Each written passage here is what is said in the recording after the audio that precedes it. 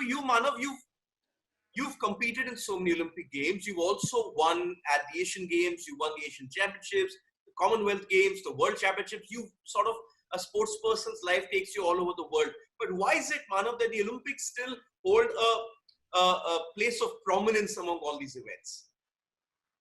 Well, you know, the order of the games is unmatched. Even I suppose people consider the Football World Cup to be, one of the greatest sporting spectacles. Perhaps it is in terms of viewership. But when you talk about sports, then nothing can be better than bringing all the champions of every sport together in one spot and showcasing. People prepare for 4 years for that one event. Imagine, if you think about it, imagine preparing for 4 years, the best of the world in every sport works hard for 4 years and comes to showcase. It really is truly incredible as a concept. And that's why it's endeared. Otherwise, it's really, it's getting bigger and bigger. So there's a reason why, because it really captures the imagination of the sporting world and of people at large. Even non-sports loving people stop everything and turn on their televisions and watch sport, which they never ever do. Nobody would generally watch swimming, for example, or diving in routine. But if it's the Olympics, then they'll watch every sport and everybody becomes a sports lover. So that is something I think that there is no other sporting spectacle in the world which will ever match up. It stood the test of time. It's been over, 130 years of the Olympic Games, and there's a reason why it's becoming popular and popular, because it's simply the highest pinnacle of human endeavor. That is unbelievable.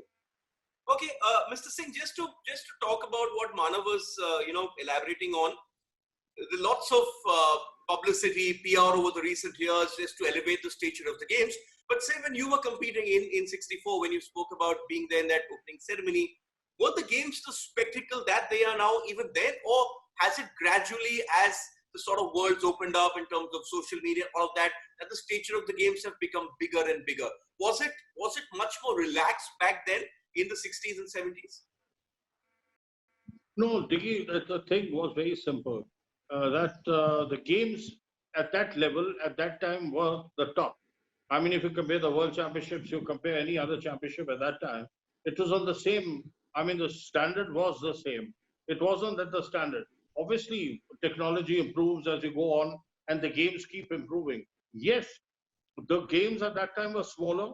There were more sort of, there was more interaction. And now as the games are becoming bigger and bigger, and people are becoming more and more serious towards their event. First, people went for the opening ceremony and stayed until the closing ceremony. Today, people only go for the event and come back. If I'm a tennis player, I go and play my event in the Olympic Games.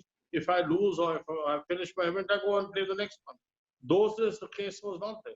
You were more at leisure. If I finished my event, I was there.